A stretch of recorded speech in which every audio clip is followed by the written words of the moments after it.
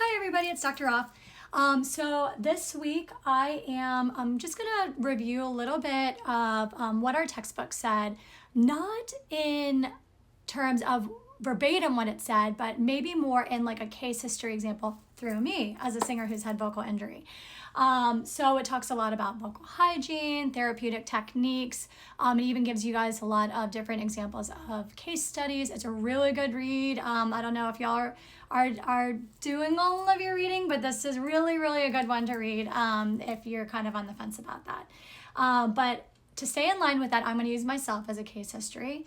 A case study, and I'll review my own history, my own exams, and some of the therapeutic approaches that worked for me. So I have been to the voice doctor many times. My first degree was as an opera singer and voice, bachelor in music performance. So I studied opera. I also sing jazz, singer-songwriter type stuff. I have a lot of bad habits. I'm a big tension person. And as your book talks about, there's also some, extraneous factors that can influence vocal fatigue, such as maybe an extroverted personality type, a gregarious and over talker. I talk very loudly. I talk very quickly. I have some glottal fry at the end of my voice, which your book talks about, which can be an issue. I'm doing it right now. Because instead of using my air efficiently, which as we know makes our vocal cord use, it helps it to produce efficient phonation. I am not someone who uses that very well. It's just how I've always spoken, how I've always sung, so I'm constantly dealing with that. But nonetheless, so I have had issues in the past. Originally, back in music school, I had a polyp, so I did have to go get a stroboscopy done. I had pre and post speech therapy, but I did end up needing surgery for that, so I had the polyp removed. That was a fluid-filled kind of sac on my left vocal cord, and those typically do not resolve without surgery. Anyways, lots of stuff with that to unpack with that. Took a long time to recover from that. A lot of like a mental and emotional, discouragement. So we always want to consider that for our voice patients. There's a big psychological factor that goes along with voice because it could be their identity, their personality, how they earn their income, for example. Anyways, happily, fast forward another 10 years, I'm back singing, I'm back gigging, and this time I, have a lot of connections, have a lot of music, so I'm doing a lot of performing, have a lot of gigs. So I am doing 3-hour gigs, little to no breaks, maybe 2 10-minute breaks out of a 3-hour set. I'm performing 3 times a week. And shock and awe, I get some vocal nodules again because I am overusing it. That was glottal fry, just so you know. So again, back to voice therapy. This time, again, I had a stroboscopy done. They saw some edema or some swelling. They also saw a little bit of swelling on both sides of my vocal cords, which normally means a nodge as opposed to a polyp. A polyp tends to be one-sided. So I went to voice therapy. I got my package of 10 voice therapy sessions, and we just started working on not only vocal efficiency, like maybe using more air, more resonance, but also we talked a lot about vocal hygiene. So in fact, that was a good 50% of what we talked about. So when they talk about that like psychobehavioral coaching that an SLP might do, that's what they're talking about.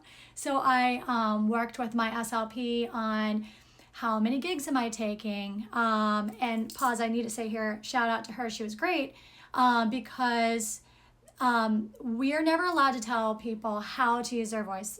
Every person owns their own voice. They have their own reasons why they use it. All we can do is advise. So fortunately, this SLP was a singer herself, and she understood I can't just cancel all of my gigs because that would damage my reputation. I can't just miss out on income because at the time, that was my predominant source of income, right? So we got creative. We tackled vocal hygiene. How can I reduce the amount I'm singing in a gig? Can I play more piano and sing less? Can I take longer breaks? What am I doing on those breaks? Am I going around and schmoozing and talking to people, which as a musician, that's what you're told to do? So right away, we cut those out. I would go and disappear for 10 minutes and have some hydration, do some SLPs exercises, which I'll show you in a second, and then come back to the stage rested. So what I did just there is called a little vocal nap. You can do vocal naps in high demand vocal use things. So for example, if you're a teacher at school, maybe you want to schedule some vocal naps for you during the day. Same with a coach, right? These are all of our heavy voice users. So we talked about that. We talked about increasing hydration. I'm horrible at water intake. I'm a big caffeine drinker. That's also a no-no. I have GERD, acid reflux, not great. That puts acid on the cords, and it makes it more susceptible to injury and overuse. So, so we targeted that. I improved my equipment, which again is in your book. I got a better microphone, a better amp, so that I was making sure I was really amplified and I wasn't pushing what I was singing. That really helped to reduce the strain and the tension. I wasn't working too hard while singing.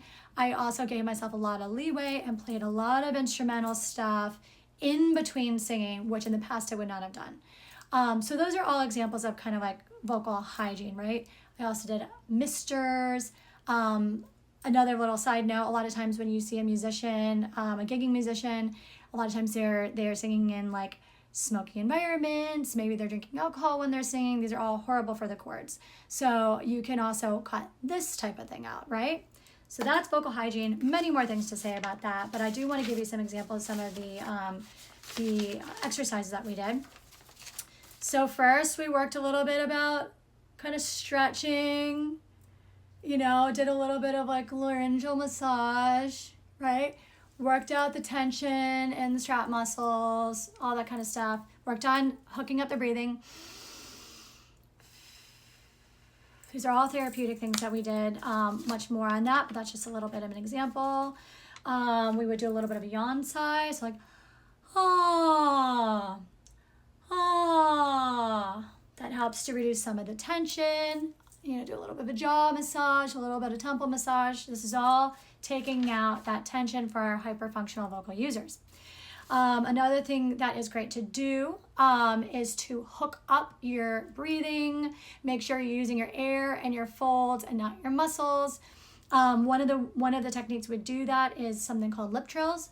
So, and this is a really good way to do it.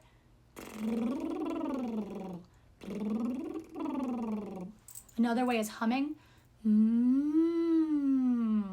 Both of these are really efficient ways to use your voice. They are very little strain. And actually what we know in the research on humming, it can actually reduce swelling from the cords. So that's a good thing. We worked on resonant exercises. So we focus on our M's like ma, me. Switch to words. Miss, moon. Phrases, my mom. Sentences, my mom mails me money, right? So that's making sure the sound is coming out the front of the face and there's not a lot of that tension or pushing down. Let's see, what else did we do? We did easy onset. You will see this again in stuttering, but you put an H before a vowel to make sure you're not slamming the cords shut. That's not gonna be good for those nodules or polyps. It's an easy onset, so you put an H in front of a vowel. So like easy, equal, and evening would be the words, for example. You might say easy, equal, evening, right? Just to try to train that body to not speak with such tension. And then we might have linking exercise, such as Harleen always enjoyed surprises, and many more exercises. But the takeaway from this is you are doing motor movement training. You are reteaching muscle use patterns. So when you're doing these exercises, you're not doing a lot because you don't want to overuse your voice. You are doing about 5 minutes of them 3 times a day, every single day, because you're going to try to start training that voice. But that's one of the ways, in addition to vocal tension or vocal hygiene and rethinking how I use my voice, that I try to improve my vocal use and use when I still had to continue gigging. So there's much more to say, but this is just an example of the types of therapies you might do with an overused person, a hyperfunction person, or a singer. Hope that helps. See you guys soon.